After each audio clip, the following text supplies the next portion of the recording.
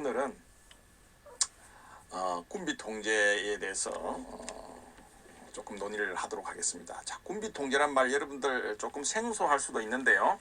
이 군비 통제라는 개념은 우선 잠재 적국 간 혹은 관련국 간의 이 제한적인 군사 협력을 통해서 상호 위협의 수준을 낮춤으로써 우리가 안보를 달성하는 방식이다, 이렇게 이야기할 수가 있죠. 자, 우리가 일반적으로 우리가 안보의 어떤 국가 안보를 달성하는 데 있어서 상호 위협의 수준을 낮추는 것은 우리가 상대방보다 강한 어떤 군사력을 내가 보유를 해서 전쟁을 억제하는 이런 형태로 우리가 흔히 접근을 하는데요. 군비 통제는 이제 사실은 협력을 통해서 상호 위협의 수준을 낮추는 그런 방법이죠. 어떻게 보면 이 전쟁 억제와는 오히려 더 좀 대비되는 그런 개념으로서 궁극적인 목표는 위협을 낮추는 거라고 볼 수가 있는 것이죠.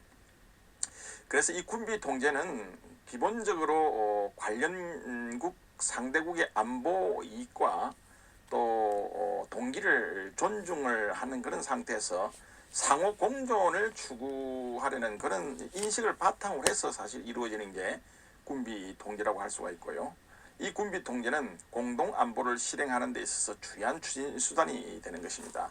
자, 공동 안보는 우리가 3주차에 이미 논의를 했죠. 냉전 시대 미소가 이념을 중심으로 대립해 있을 때 미소가 보다 상생의 노력을 기울이기 위해서 핵무기를 서로 감축하는 이런 목적으로 공동 안보를 추구한 것이 바로 이 공동 안보의 개념인데요. 그래서 이 군비 통제는 사실은 냉전 시대의 부산물이라 이렇게 이야기할 수가 있어요. 공동 안보를 추진하면서 이 군비 통제의 개념이 하나의 기제로서 작동을 했었던 것이죠.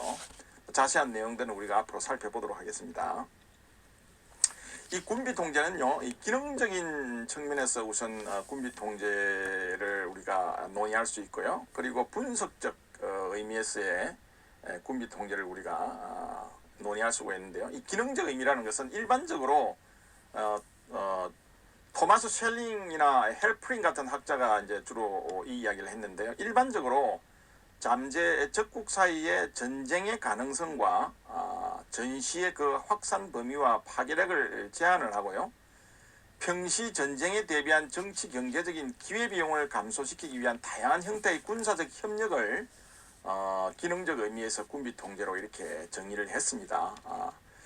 그러니까 기능을 강조한다는 것이죠. 군비 통제의 근본적인 목적이 결국은 정치 경제적인 기회비용을 감소시킨다는 것이죠. 이런 어떤 기능적인 어떤 측면에서 강조한 내용이 바로 이런 토마스 쉘링이나 몰턴 헬프린이 주장한 군비 통제의 개념이고요. 여기서 우리가 군비라는 의미는 무기와 병력의 생성, 유지 및 배치, 사용 등과 같은 이런 자원과 자원의 준비를 총칭해서 이루는 용어가 군비입니다. 그래서 이 군비라는 것은 현재적 혹은 잠재적인 군사력, 즉 병력과 무기 체계를 포함해서 이런 현재적이고도 또 잠재적인 군사력을 포함하는 포괄적인 개념이고요. 이 광의의 의미에서, 넓은 의미에서 군사력이라는 것은 우리가 상비 군사력, 동원 군사력, 잠재 군사력을 다 포함하는 것이고요. 좁은 의미에서 군사력이라는 것은 당장 우리가 운용할 수 있는 군사력, 즉 상비 군사력을 의미하죠. 여기서 우리가 상비 군사력, 동원 군사력, 잠재 군사력의 의미는 우리가 초기에 많은 논의를 이미 했었죠. 자, 이러한 군비 통제는 앞에서 설명한 대로 사실 50년대 이후에 90년대 전까지 냉전 시대의 산물이라고 제가 잠깐 말씀을 드렸는데요.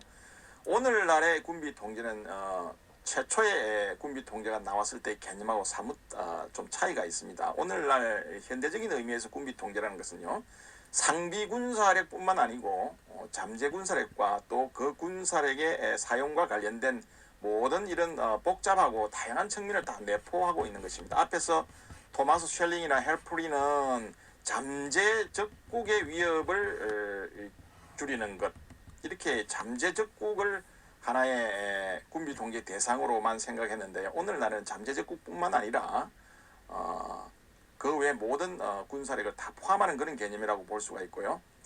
이 협의의 좁은 의미에서 군비 통제라는 것은 무기 자체, 무기 체계의 어떤 생산과 배치, 이전, 사용에 대해서 특정한 제한이나 규제를 하는 것, 이런 의미는 좁은 의미에서 우리가 군비 통제라고 할 수 있는 것이죠.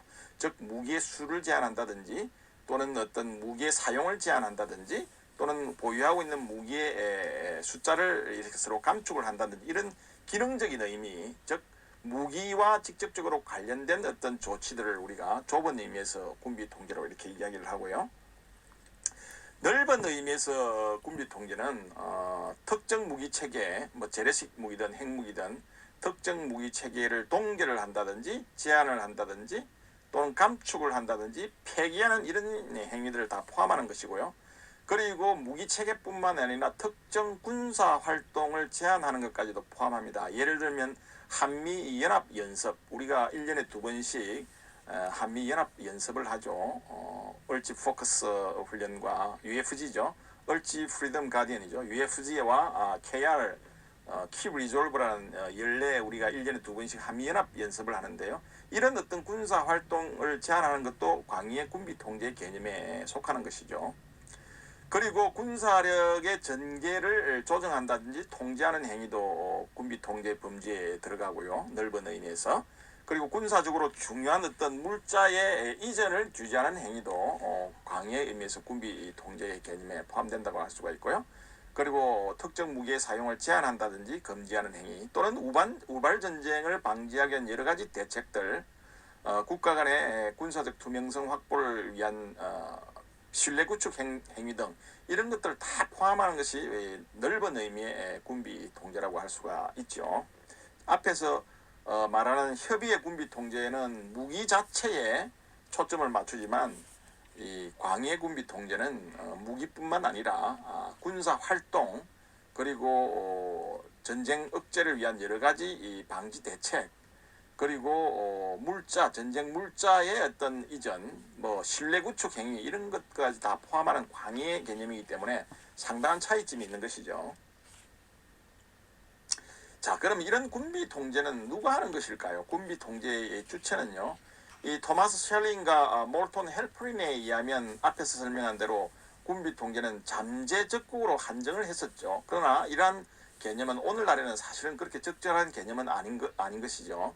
잠재 적국에 한정할 것이 아니라 적대국 그리고 동맹국 혹은 뭐 우호국, 우방국 세계 모든 국가가 특정한 군비 통제의 대상이 되는 것이죠. 그리고 이 군비 통제의 주체는 이제는 모든 주권 국가로 확대되어야 한다는 것이죠. 자, 앞에서 우리가 기능적 의미에서의 군비 통제를 설명을 드렸고요. 자, 분석적 의미에서의 군비 통제, 이게 굉장히 중요한 개념입니다. 분석적 의미에서의 군비 통제라는 것은 결국은 국가 안보를 달성하는 안보 협력 방안이다. 이렇게 우리가 키워드를 정리할 수가 있어요. 자, 다시 말씀드리면요. 일방적이든 또는 쌍방적이든 간에 다자 간의 합의를 통해서 특정 군사력의 배치나 이전, 운용 이런 사항을 확인하고 또 제한하고 금지하고 축소해서 군사적인 어떤 투명성을 확보한 상태에서 군사적인 안정성을 제고해서 즉 위협을 줄인다는 이야기죠. 군사적인 안정성을 제고해서 궁극적으로는 국가 안보를 달성하려는 안보 협력 방안이 분석적 의미에서 군비 통제다는 것이죠. 앞에서 기능적 의미에서의 군비 통제는 무기 체계 자체에 초점을 맞춰서 무기 체계의 어떤 무기 자체의 어떤 위협을 낮추는 행위를 우리가 기능적 군비 통제라고 보면요. 분석적 의미는 무기 수를 줄이는 것이 목적이 아니라 결국은 그러한 것은 하나의 수단에 불과하고 궁극적인 목표는 위협을 낮추어서 국가 안보를 달성하는 안보 협력 방안이다라고 이렇게 접근한다는 것이죠. 이런 의미가 바로 분석적 의미에서 군비 통제라고 할 수가 있습니다. 자, 그 다음에 우리가 군비 통제와 군비 축소의 차이점에 대해서 좀 살펴보자면요. 자, 군비 축소라는 것은요, 항상 군사력의 감축을 전제로 합니다. 이 감축이라는 의미는 특정 무기 체계나 병력의 어떤 부분적인 감축으로부터 군사력의 어떤 전면 폐기까지에 이르는 모든 영역을 포괄한다고 할 수가 있고요. 이에 반해서 군비 통제라는 것은 군사력의 감축을 포함하고 있지만은 이 관련국 상호 간의 현재적인 군사력의 확인은 물론이고 또 제한한다든지 금지하고 감축하는 등 다양한 정책적 스펙트럼을 지니는 포괄적인 개념이다. 이렇게 이해를 할 수가 있습니다. 즉 군비 축소는 군사력의 감축에 한정되지만 군비 통제는 감축을 포함한 여타의 모든 군사력의 제한, 금지, 감축 등 이런 다양한 정책적인 스펙트럼을 포함하는 이런 포괄적인 개념이다. 이렇게 이해를 할 수가 있는 것이죠. 자, 그러면 이런 군비 통제는 크게 우리가 두 가지 기능이 있습니다. 군사적 기능이 있고 정치적 기능이 있는데요. 군비 통제는 첫 번째 군사적 기능은요.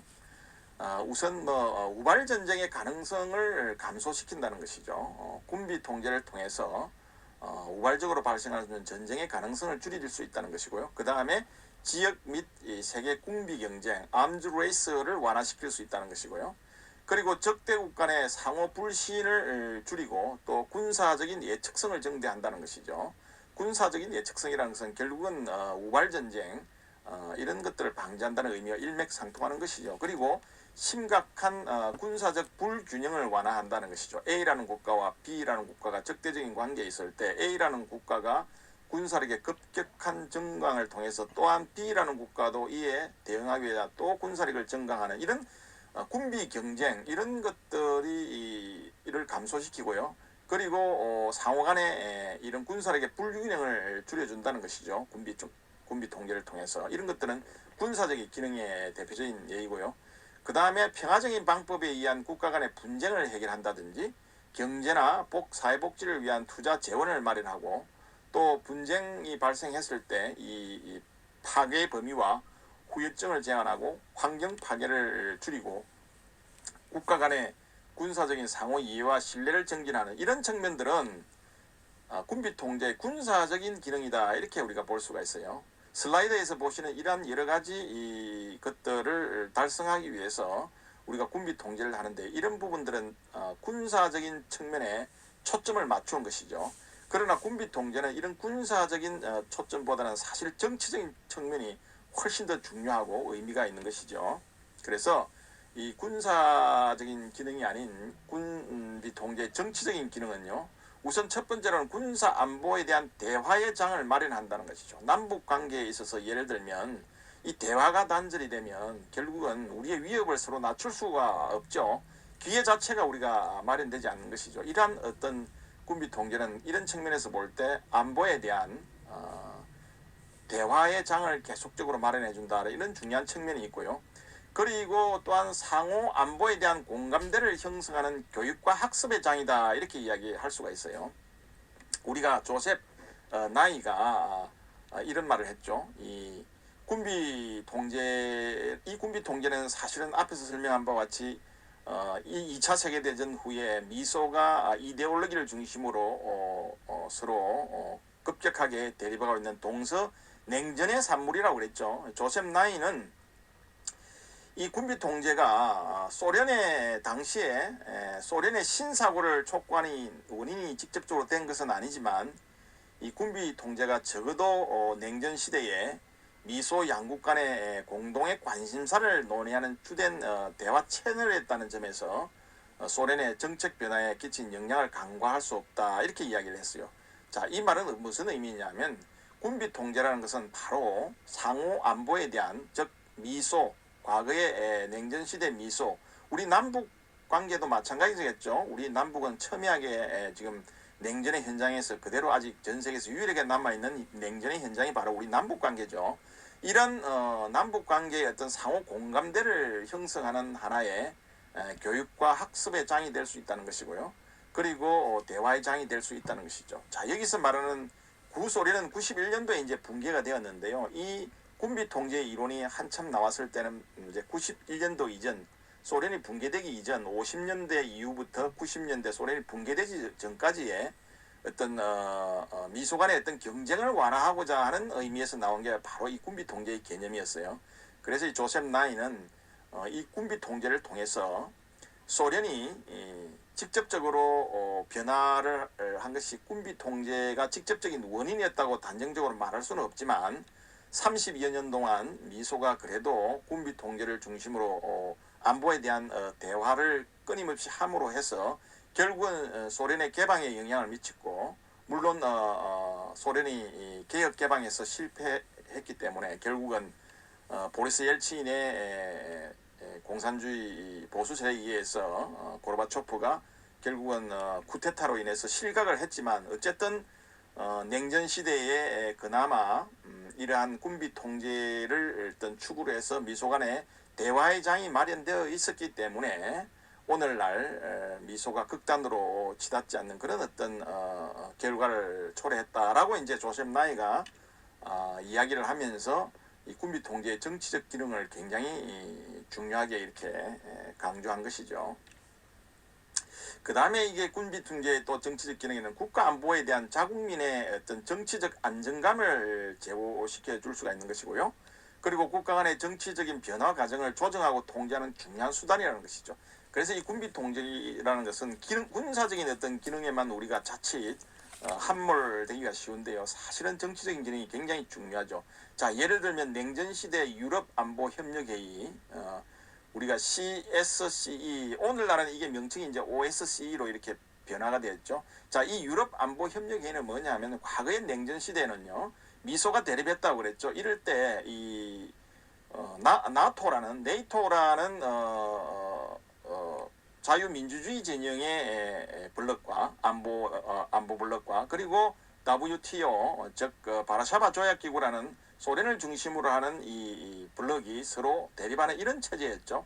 이때 이 네이토와 WTO가 너무나 급격하게 심각하게 대립하기 때문에 이러한 어떤 위협의 수준을 낮추기 위해서 이제 상당히 이제 유럽 안보 협력 회의를 통해서 결국은 수위를 낮추는 그런 상생의 노력을 했습니다. 결론적으로 이야기하면 이 유럽 안보 협력 회의를 통해서 결국은 이제 유럽에서 재래식 무기 감축의 어떤 결과를 낳게 되죠. 그래서 상당수 재래식 무기가 감축이 되고요.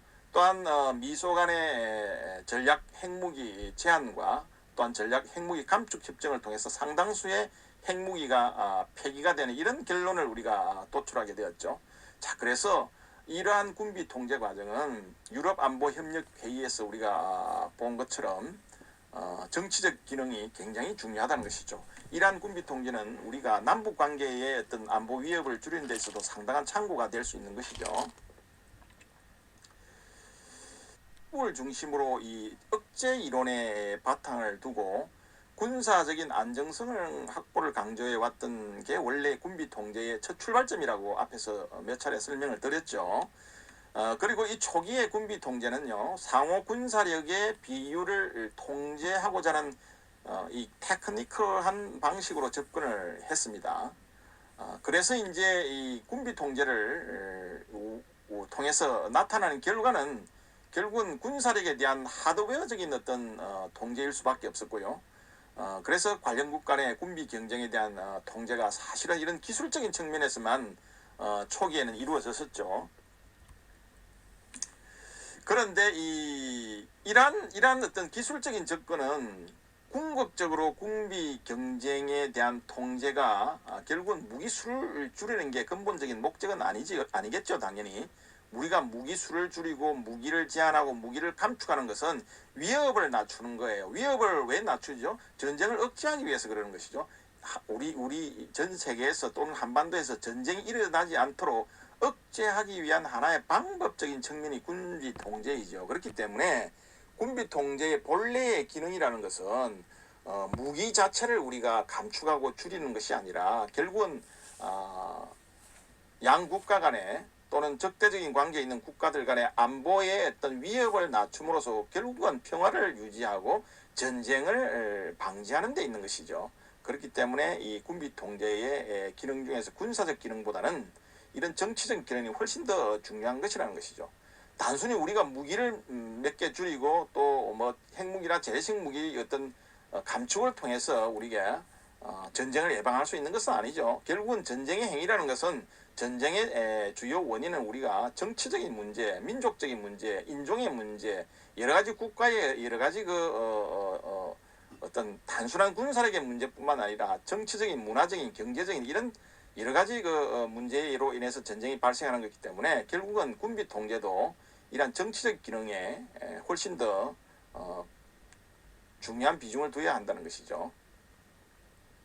그래서 군비 통제의 기능은 이 단순한 관련국 간의 군사력을 얼마나 통제했는가라기보다는 군비 통제를 통해서 관련 당사국 간에 얼마나 상호 불신을 줄이고 또 더 나아가서는 우리가 관계 개선을 이룩했는가라는 여부로 군비 통제가 성공적이다 또는 만족스럽지 못하다고 판단할 수 있겠죠. 다시 한번 이야기하면요. 군비 통제는 군사적 기능보다는 이런 측면에서 정치적 기능이 훨씬 중요하다는 의미죠.